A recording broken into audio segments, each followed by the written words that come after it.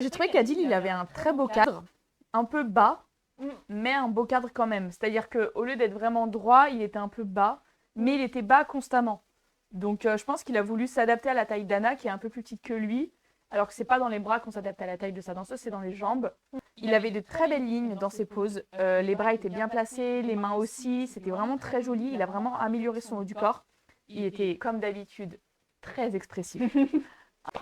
C'est un truc incroyable à regarder. Moi, j'adore le regarder parce que vraiment, il me transporte avec lui, tellement il joue super bien le jeu. Et sa tête un petit peu basse.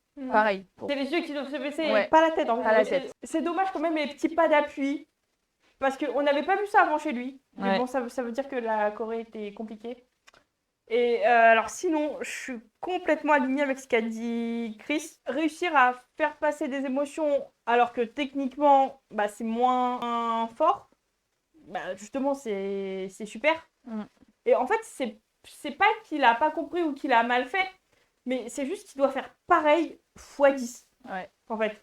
Mais bon, en même temps, c'est ce qu'on dit à chaque fois, il y a 95% des gens, ils poussent pas assez. Vu qu'on on leur répète à chaque fois et qu'ils le font pas, c'est que ça doit être tellement chaud. Le petit suspense, c'était qu'est-ce qu'elle allait décider? Est-ce qu'elle allait repartir avec lui à la fin? Ouais.